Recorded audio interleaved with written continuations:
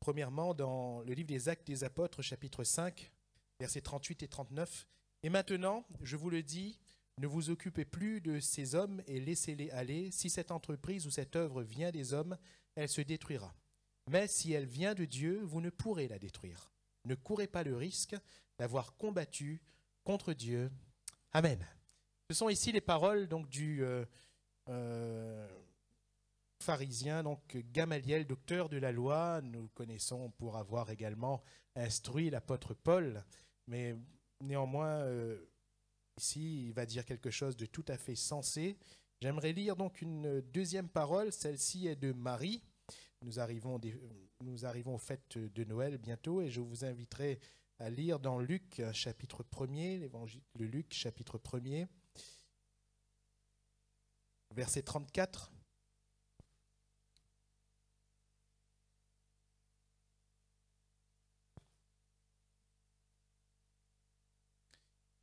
Marie dit à l'ange, « Comment cela se fera-t-il, puisque je ne connais point d'homme ?» Amen. Comment cela se fera-t-il, puisque je ne connais point d'homme? Les questions, bien sûr, ici de cette annonciation, l'ange qui vient parler à Marie et lui déclarer que le Messie allait venir, celui que Dieu avait promis. Et il est question ici du plan de Dieu. J'aimerais partager avec vous au sujet du plan de Dieu, avec cette particularité, et j'ai intitulé les choses ainsi, « Et si cela vient de Dieu ?» Et si cela vient de Dieu? Gamaliel va le déclarer. Si ça vient de Dieu, c'est inutile de combattre. Hein? C'est inutile. Dans le contexte, alors qu'on venait de mettre les apôtres en prison, c'était le Sanhédrin, donc on venait de les mettre en prison, miraculeusement ils ont été délivrés, on les a rappelés, on les a signifiés, ils ont résisté. À un moment donné, Gamaliel se lève, il fait sortir tout le monde et il dit au Sanhédrin, mais il y a eu tel homme qui s'est donné pour un personnage important, il y a eu tel homme qui a mené une révolte, ils se sont donnés pour des personnages importants, mais ensuite on n'en a plus entendu parler. Hein. Pouf, c'était fini. C'était pour un temps, pouf, c'était fini. Et il va leur dire de la même manière, si ces hommes se disent hommes de Dieu, se disent serviteurs de Dieu, de leur propre chef, si Dieu n'est pas dans cette affaire, les choses avorteront d'elles-mêmes. Mais par contre, s'ils sont vraiment hommes de Dieu, si Dieu est vraiment avec eux, nous combattons pour rien. Ne prenez pas le risque d'avoir combattu contre Dieu. Alléluia. Le plan de Dieu, si la chose vient de Dieu. Il est évident qu'il venait de Dieu. Le fait que le Messie devait venir est évident. Il était dans le plan de Dieu, que le Sauveur du monde allait paraître pour sauver non seulement le peuple, mais aussi le monde entier. Mais la manière dont Dieu conjugue les choses, la manière dont Dieu met les choses en place, nous dépasse. Et cette manière nous dépassera toujours. La manière d'agir de Dieu nous dépassera toujours. Qui lui dira, que fais-tu? Qui lui dira, comment, Seigneur, fais-tu? Marie pose une question qui est tout à fait légitime. Elle est vierge. Comment va-t-elle donner naissance à un enfant? Elle ne pose pas une question parce qu'elle manque de foi. Nous l'avons déjà souligné il y a à peu près une année de cela. Elle ne manque pas de foi, Marie, en disant « Comment cela se ferait-il? Je ne connais point d'homme. » Elle ne manque pas de foi, absolument pas. C'est juste qu'elle demande, mais comment est-ce que moi je peux faire? Quel rôle ai-je à jouer dans cette affaire? Est-ce qu'il faut que je prenne vite mon mari et qu'ensemble on ait un enfant parce que je ne comprends pas trop comment l'enfant va naître? Je ne comprends pas trop comment cet enfant va prendre forme dans mon sein. Ça ne suit pas la nature des choses. Mais si la chose vient de Dieu, ça s'accomplit toujours. Même si, nos principes, l'ordre naturel des choses, ou même le contexte défavorable, nous disent que les choses ne vont pas s'accomplir. Si ça vient de Dieu, ça s'accomplit toujours. Aussi, vis-à-vis du plan de Dieu, frères, sœurs, nous devons être remplis de paix, quoi qu'il arrive, parce que c'est Dieu qui est aux commandes. Et si c'est Dieu qui est aux commandes, nous devons être remplis de paix. Rien que concernant cette nativité, nous ne sommes pas encore Noël, il est vrai, mais laissez-moi vous parler un petit peu du plan de Dieu concernant cette nativité. Si on part dans Matthieu chapitre 1er, à partir du verset 1er, voulez-vous qu'on le lise ensemble? Ça commence par une lecture qui n'est pas très réjouissante à faire, hein, les généalogies. Je ne sais pas si beaucoup de vous, vous êtes comme moi pendant un temps, je dis même pendant un temps, dès que j'arrivais aux généalogies, je zappais direct, hein, parce que c'est long et c'est difficile, à moins qu'on cherche un prénom pour nos enfants, mais c'est long et c'est difficile. Hein, dans les livres, je pense à Néhémie, je pense à Esdras, je pense à ces livres des nombres, etc., où il parlait de tel nom qui a engendré. Parfois c'est un peu fatigant, mais parfois c'est aussi quand même plein d'enseignements puisque c'est dans la parole de Dieu. Et dans Matthieu chapitre 1er, verset 1er, généalogie de Jésus-Christ, fils de David, fils d'Abraham. Abraham engendra Isaac, Isaac engendra Jacob, Jacob engendra Judas et ses frères. Judas engendra de Tamar, Pharès et Zara. Pharès engendra Esrom, Esrom engendra Aram, Aram engendra Aminadab, Aminadab engendra Naasson, Naasson engendra Salmon, Salmon engendra Boaz de Rahab, Boaz engendra Obed de Ruth, Obed engendra Isaïe, Isaïe engendra David, le roi David engendra Salomon de la femme d'Uri, Salomon engendra Roboam, etc., etc., etc. Hein. Même là, nous n'avons pas fait toute la lecture. Hein. Voilà. Donc, qu'est-ce qu'on voit ici dans ce texte? Vous voyez qu'à certains moments, la parole de Dieu nous stipule avec l'homme, donc la femme, de qui est né tel enfant. Vous avez remarqué que ce n'est pas pour tout le monde. Mais on dirait que le Seigneur veut mettre le projecteur là, à chaque fois. Tac, tac, tac. Mais finalement, quand on regarde à celles qui sont citées, on peut dire, mais Seigneur, quand même, on aurait pu s'en passer. Hein. On aurait pu se passer des citations. Par exemple, d'Abraham, il n'est pas cité Sarah. Hein, pourtant, Sarah, elle est bien, pas vrai? Elle est bien. Non, Judas engendra de Tamar. Là, c'est cité. Et Tamar, ce n'est pas la femme de Judas. Tamar, c'est sa belle-fille. Waouh, ça tâche un peu, je trouve. Hein. Ça entache un peu les choses. Seigneur, pourquoi est-ce que tu permets que là, dans la généalogie de Jésus-Christ, eh bien, ce qui est écrit, généalogie de Jésus-Christ, du Fils de Dieu, du Très Saint, pourquoi est-ce que tu cites une telle affaire? Pourquoi est-ce que tu rappelles une telle affaire? On aurait pu gommer cela. Nous connaissons la circonstance. Judas, à un moment donné, pensant que c'était une prostituée, est allé vers sa belle-fille, sa propre belle-fille. Difficile, pas vrai? On va un petit peu plus loin dans ce qu'on vient de lire, toujours.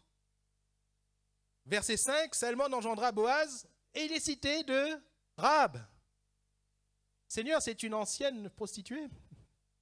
De la ville de Jéricho, on aurait pu quand même ne pas citer. Ça ne fait pas joli, joli. Ça ne fait pas politiquement correct. Seigneur, pourquoi est-ce que tu cites cela ici? Tout de suite après, Boaz engendra Obed de qui? De Ruth, une Moabite. Le Seigneur a déclaré qu'il ne voulait qu'aucun membre de ce peuple-là ne paraisse dans le temple, dans le culte à l'Éternel, aucun. Mais pourquoi est-ce que le nom de cette femme paraît ici dans la généalogie? Était-il besoin de la stipuler alors qu'on remarque ni Sarah, ni Rebecca, ni les autres femmes un peu d'envergure n'apparaissent? Et la fin du verset suivant, là ça tue tout. Le roi David engendra Salomon. Est-ce que vous lisez de Bathsheba? Non. C'est écrit de la femme d'un autre, frère. De la femme d'un autre, c'est écrit comme ça, pas vrai?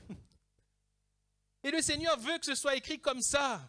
Mais Seigneur, pourquoi tu viens tacher ce tableau si beau de la naissance de Jésus-Christ? Il y avait tellement... Allez, on peut dire, Seigneur, pour être neutre, tu aurais pu citer toutes les femmes. Là, on n'aurait rien dit. Hein? Mais pourquoi celle-là? Pourquoi celle-là? Et j'aimerais vous poser cette question. Si c'était vous qui deviez choisir les acteurs de la généalogie de Jésus-Christ, est-ce que nous aurions pris ces femmes-là? Est-ce que nous aurions choisi ces manières-là? J'aimerais vous dire une chose qui est fondamentale. Dieu choisit ceux qu'il veut faire entrer dans son plan. C'est Dieu qui choisit. Donc ces femmes ne sont pas des accidents.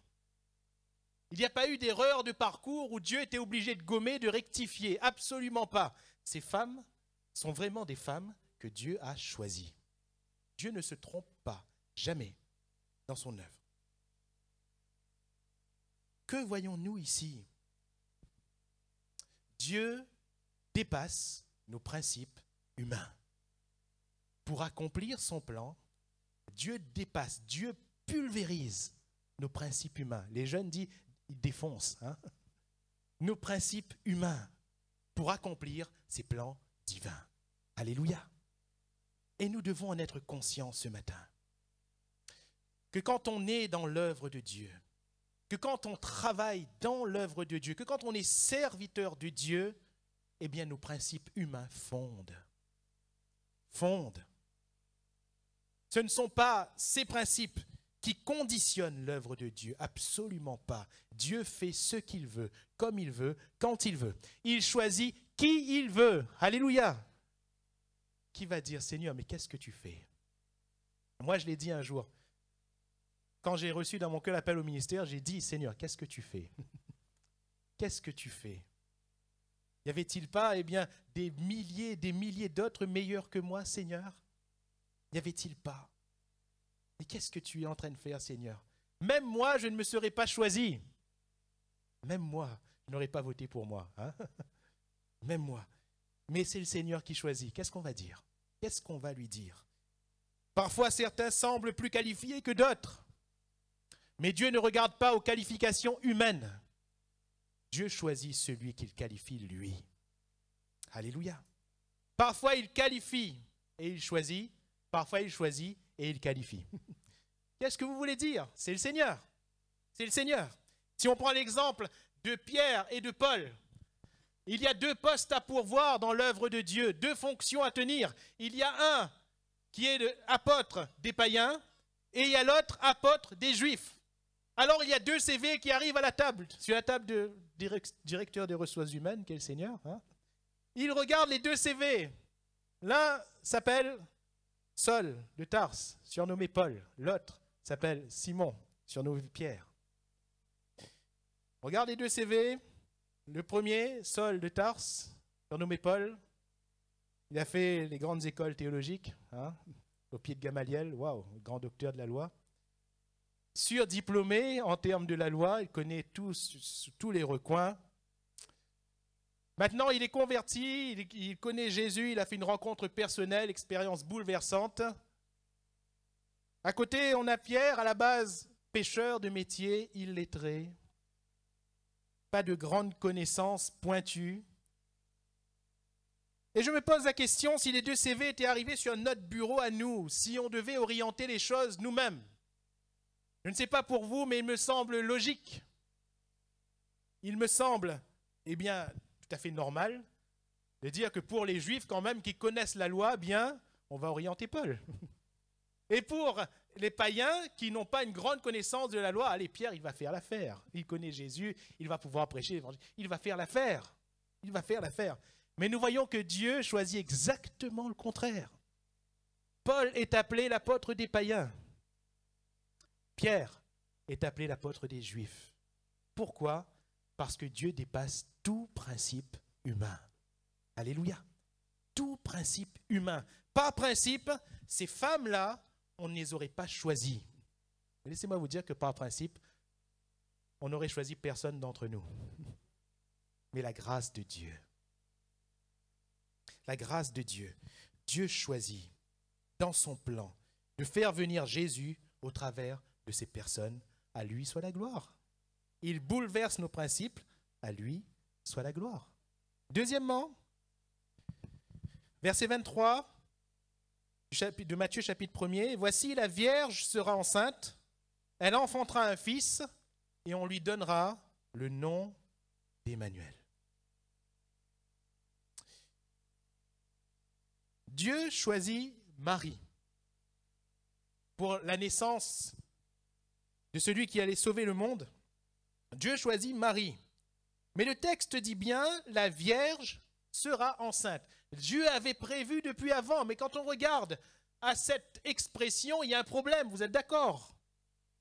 Ou une vierge, elle est vierge, dans ce cas, elle ne peut pas enfanter.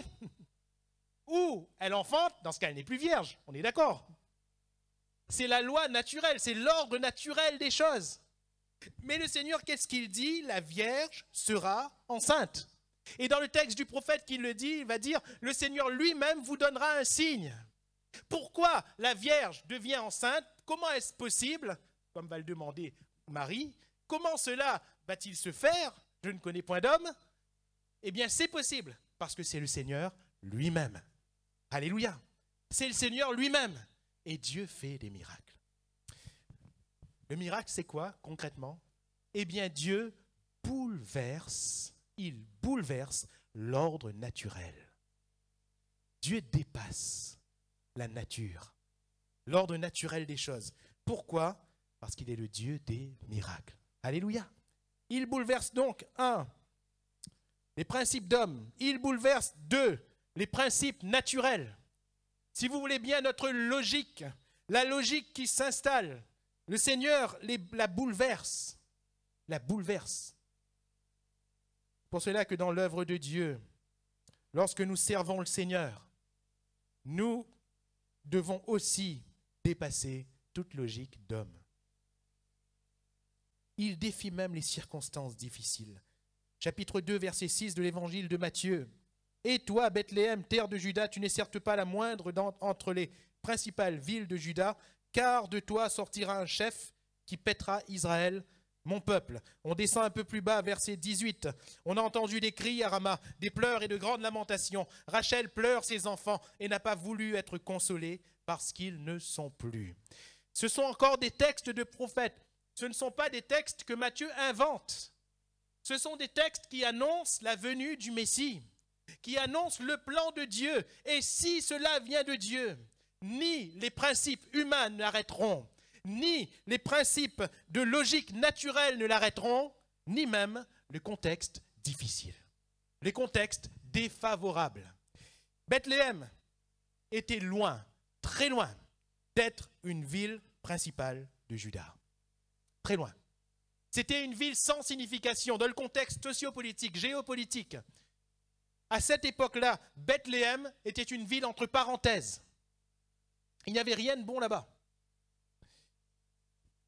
Et le prophète va stipuler, tu n'es certes pas la moindre entre les principales villes. Mais quand on regardait, on voyait que c'était quand même une des moindres villes. Mais Seigneur, mais pourquoi est-ce que tu dis que ce n'est pas la moindre? Parce que de toi sortira un chef. Alléluia. Parce que le Seigneur ne regarde pas au contexte, mais il choisit la ville qu'il veut pour faire ce qu'il veut. Alléluia. Qui lui dira, que fais-tu? Le contexte est difficile et encore plus difficile parce qu'il y a un infanticide terrible à ce moment-là. Quand Jésus naît, le roi Hérode devient fou et le roi Hérode ordonne l'assassinat de tous les nourrissons de cette tranche d'âge. C'est terrible. C'est terrible. Les soldats d'Hérode allaient de maison en maison pour voir s'il y avait des enfants qui venaient de naître et hop, des enfants mâles et hop, il les tuait. Il les tuait. Et c'est dans ce contexte que naît le Messie. Seigneur, tu aurais pu le faire naître quand même, je ne sais pas moi, sous le roi David. Le contexte était plus favorable. Ou mieux, sous le roi Salomon. Le Seigneur avait alors donné la paix à ce royaume d'Israël. Seigneur, tu aurais pu choisir là. Ou bien encore au retour de la déportation, où les gens s'étaient humiliés, où ils étaient revenus vers le Seigneur. À cette époque-là, tu aurais pu choisir de faire naître le Messie, Seigneur. Il ne choisit pas ces moments-là. Qui va lui dire, Seigneur, que fais-tu? Il choisit le moment le plus improbable, le moment le plus dur politiquement parce que nous sommes sous la domination romaine, le moment le plus dur moralement parce que le peuple a abandonné le Seigneur et ses voies, le moment le plus difficile socialement parce qu'on est en train d'assassiner des gens. C'est là où le Seigneur choisit de faire venir son Messie. Alléluia. C'est là, mes frères et mes sœurs, nous ne devons pas avoir nos yeux sur le contexte. Nous ne devons pas, garder nos regards sur ce qui nous entoure. Mais Paul nous invite à fixer nos regards sur le Seigneur, sur celui qui est en haut, sur celui qui règne au-dessus de tout. Alléluia, car il est au-dessus de tout contexte. Sur une mer en furie, il amène la paix. Alléluia. Dans un désert, il montre des sources d'eau. D'un rocher, il fait jaillir de l'eau. De 5 pains et 2 poissons, la Bible dit bien de petits poissons, hein, il nourrit une foule entière. Le contexte n'est peut-être pas favorable, mais c'est là où Dieu choisit de faire. Alléluia. Cela m'amène à dire en conclusion de toutes ces choses, dans l'œuvre de Dieu, même si le Seigneur nous demande quand même d'être sages, d'être raisonnables, dans l'œuvre de Dieu, il y a 3 choses qui me font peur maintenant. 1, un contexte favorable, ça me fait peur. Ça me fait peur. 2, lorsque nous agissons et lorsque nous n'agissons que sur des principes humains, ça me fait peur.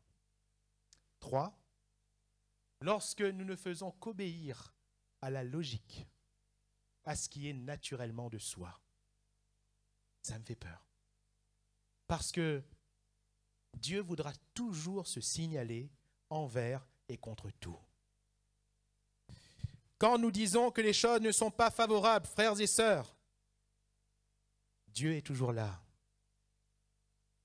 Quand nous disons que les moyens ne sont pas là, Dieu est toujours là.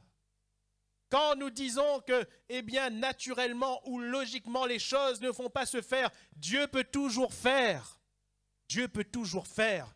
Et quand nous disons que telle ou telle personne ne convient pas, alors Dieu peut toujours faire avec les personnes que nous disons ne pas convenir.